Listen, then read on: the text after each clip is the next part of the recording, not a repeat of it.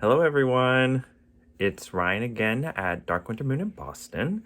And today I'm going to be interviewing one of my friends, Churl, about his journey and relationship with Herne, the Wild One, the king of the wildwood, the protector of its creatures and denizens. And Churl has a lot to add to that. So, how about we get into it and get started? So, like I said, everyone, I'm here with Churl, who is a son of Hearn. And hello, Churl. Hello. So, before we get started, is there anything that you want to say, kind of an introduction? Hearn is Hearn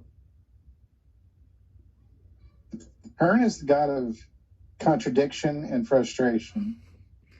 So, tell me a little more about that. I'm interested. What do you mean? Well, he is the typifies him the most is the fact that he is the god of wine and sobriety. He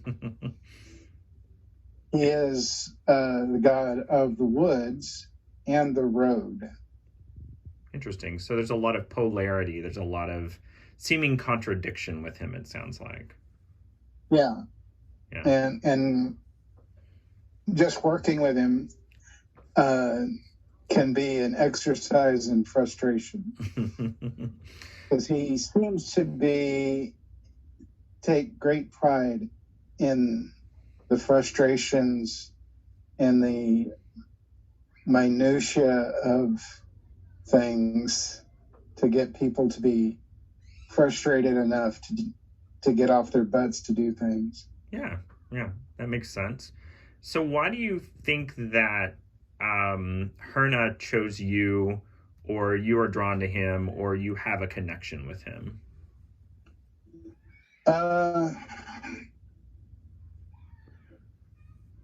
Well, I think he chose me simply because I'm a lot. I have a tendency to be a little bit long-suffering in things. Sure. I will put up with a lot more than most people. Sure. Anybody else would probably have quit being his son a long time ago, and because he's an exasperating God. But when he decides to reward me, it's inexplicable and it's powerful. Very nice. So you have said this before in our other conversations. You it sounds like you feel like that you're his son. Yeah. So can you tell me a little bit more about what that means? Well, it's to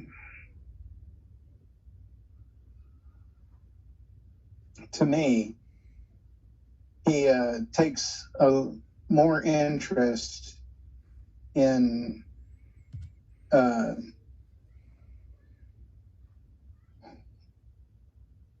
me, in my learning. Mm-hmm. And when I'm in a spot where I need divine intervention, he comes in like gangbusters. Nice. Like an overprotective father.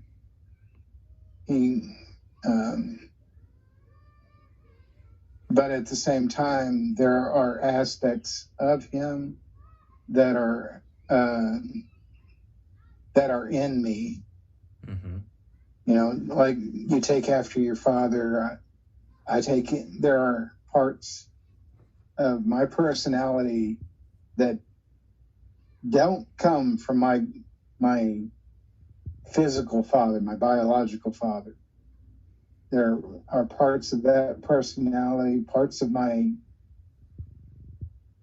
actual physical body that are exactly like my father, but then there are other parts of it that are like no one that I'm physically related to. Sure. Yeah, that makes sense. And there's just a more of a connection with him than what I've heard other people talking about having a deity as a patron or a matron. There are aspects of him. Well, anytime I'm by myself and I can feel when his attention comes on me, and it's a more intimate feeling than what people describe of working with a deity. There's sometimes that I've heard people talk working with their deities where they may or may not get his attention. But anytime I call out to Hearn,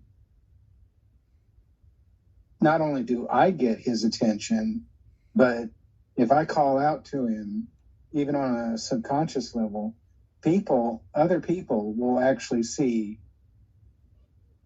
manifestations of him. I was at a ritual in a park, and I just started thinking about him. And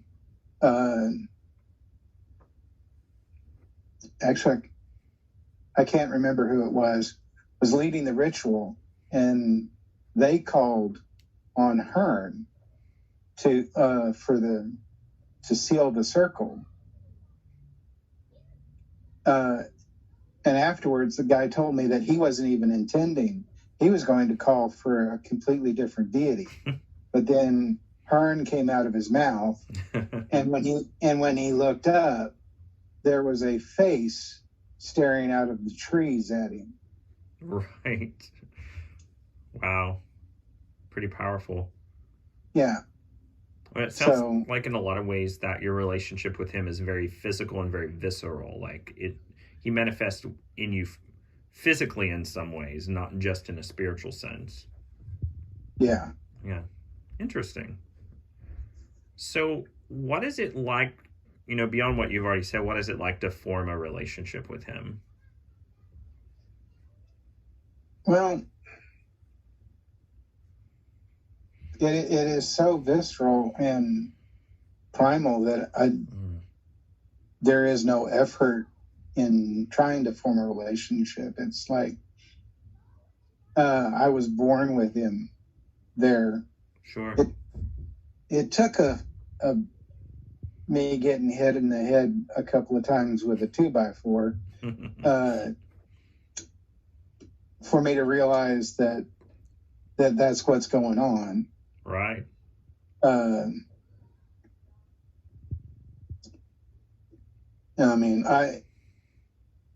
Looking back, I saw where he even used mass media to influence me, because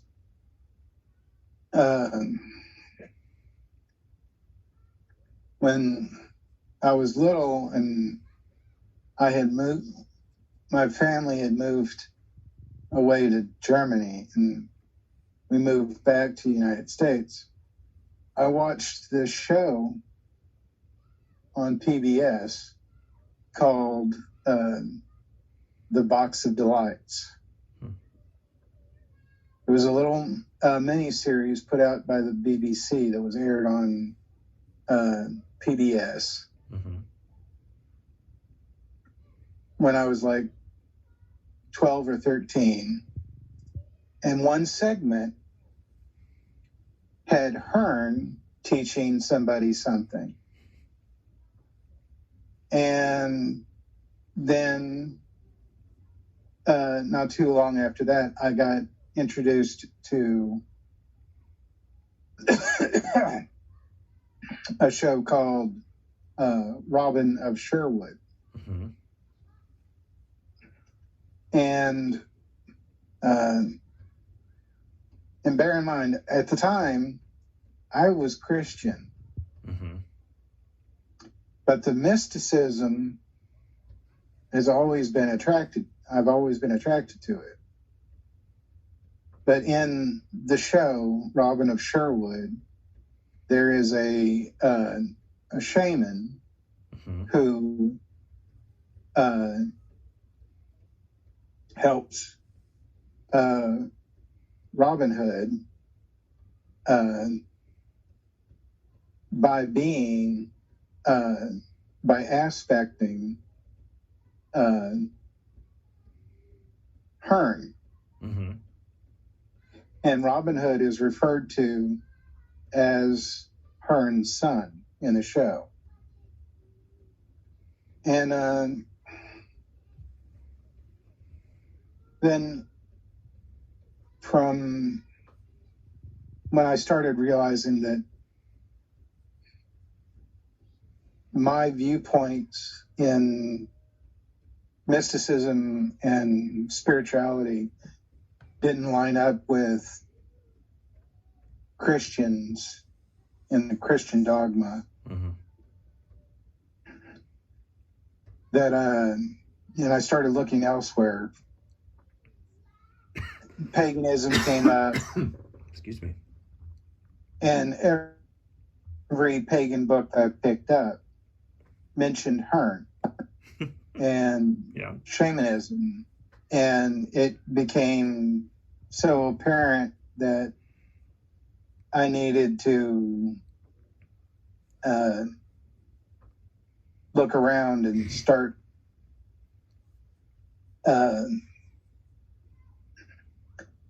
talking to him. And there were several setbacks there where I spiritually got hit in the head with a 2x4. Go, hey, I'm here. Sure. And So, would you care to expound on one of those being hit in the head by a 2x4 moments? Well, one that comes to mind is I was with a group of friends who were exploring a haunted forest. And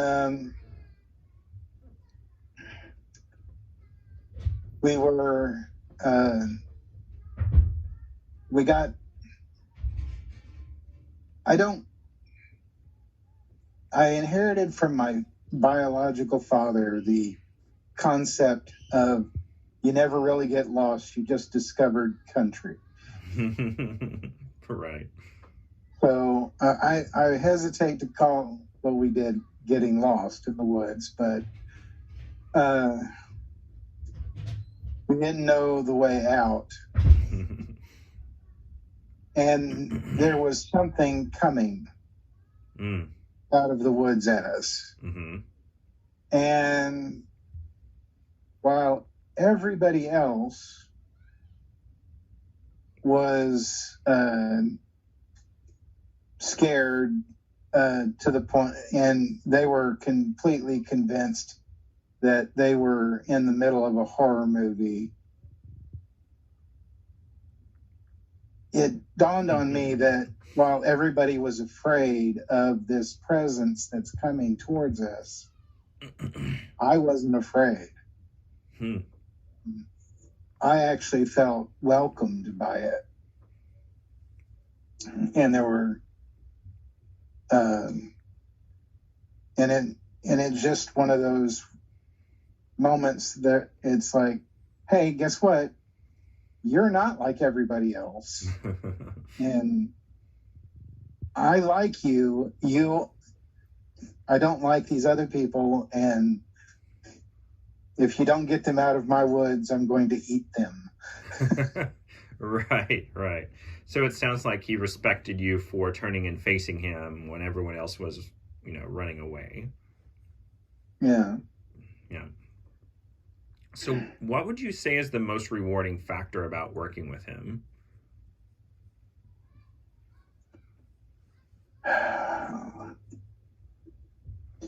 the ability to be able to go anywhere I want to. Hmm.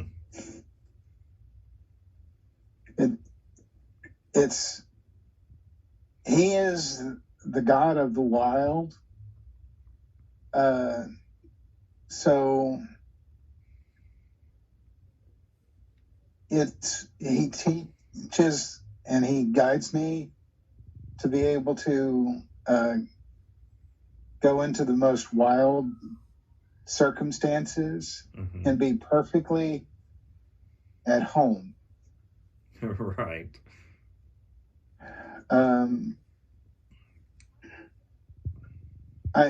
And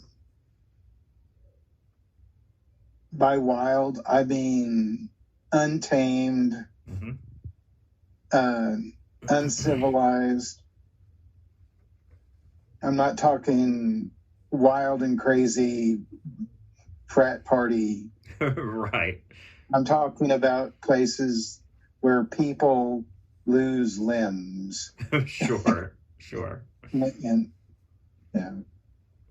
So then what would you say is the least rewarding? I would say it's the fact that he goads you to do something. Right. And he puts up very often puts up the most minor and frustrating thing possible to get the goal that he wants you to do accomplished. Sure. So he'll give you this goal that you need to do this, but then at the very same time, he will put obstacles in your way to get that done. So if you want that done, why do you do this to me? Right. Why do you think he does that to you? Well, when he does it, I have a tendency to be forced to think around corners. Sure. And to actually start to anticipate things going wrong. Sure. Instead of just assuming everything's going to be hunky-dory and a piece of pie because God has told me to get something done. Sure. That I need to expect other things. Sure. What is a piece of advice you wish that someone would have told you before forming a relationship with Hearn? That he is the god of frustration. Right. Fair. Yeah. I mean, he will frustrate you, but in the end, it will be rewarding. Yeah. But be prepared to be frustrated to the point of breaking your sanity. Sure. I get that. So this is a little bit different than my other interviews because in some ways I have always had a relationship with Hearn, yet my experience with him is very different, and I think that's because the aspects of himself that I've dealt with are different. And correct me if I'm wrong or completely off base about this, but my perception is that you tend to work with the aspect that I almost consider Hearn a triple god. So at least. What's that? At least triple. Yeah. So I've experienced several different sides of him. Yeah, my perception of, because I've met him with you in ritual, the aspect you align with, and I definitely get the feeling of the wildness of him that comes out, and the trickster, and in some ways the contrarian,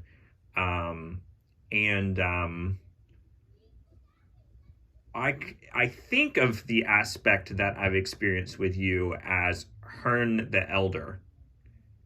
Does that sit with you at all? Yeah.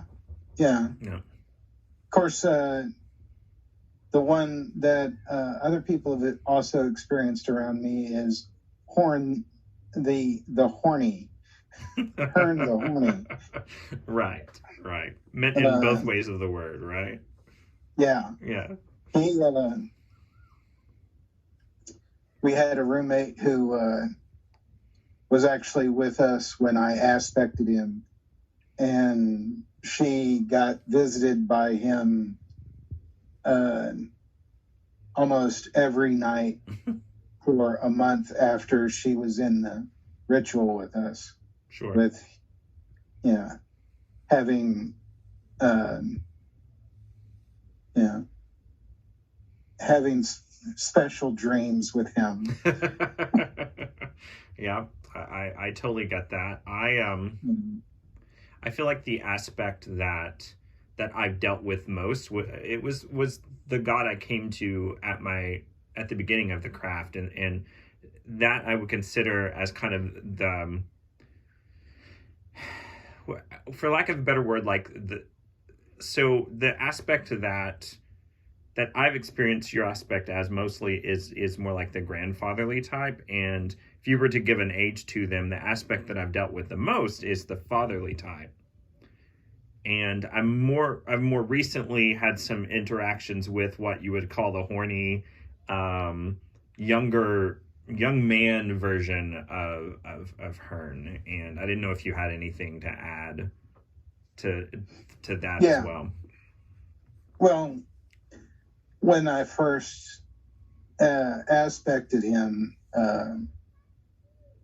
one of the visions he showed me was of everybody who had ever been in the location that I was at, all of them having sex with each other and with their actual partners, and with me. Oh, and wow. Yeah, there's definitely that aspect to himself. Yeah, and gender means, and sexuality means nothing to him. Sure.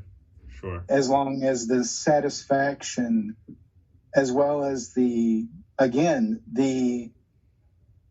frustration, because he likes to play with the frustration. Oh, sure. As a kink.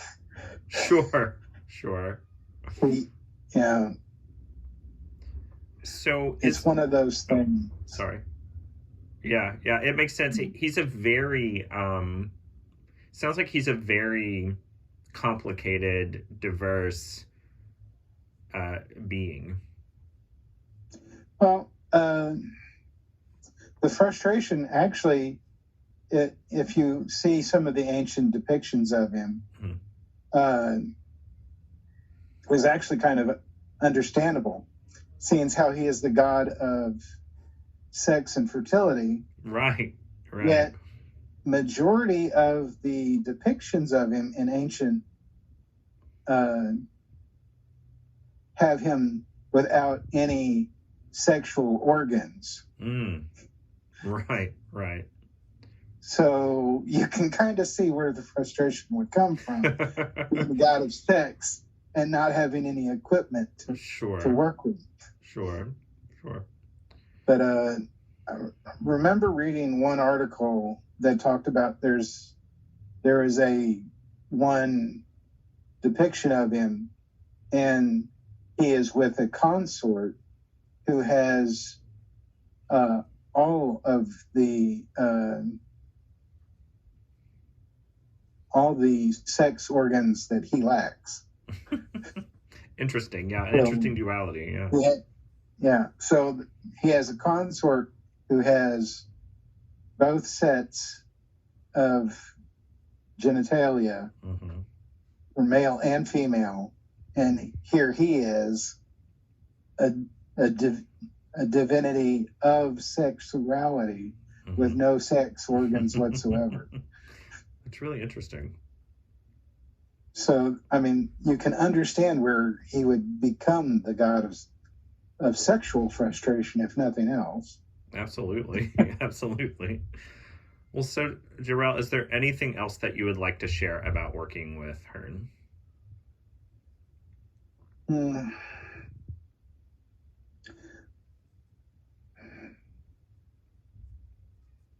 Nothing comes to mind right now. Totally fair. Totally fair. We've covered a lot. Covered a lot. Yeah.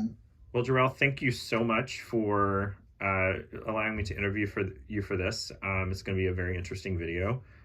It should go out tomorrow, so I'll let you know. Thank you so much. Oh, okay. Bye. Bye.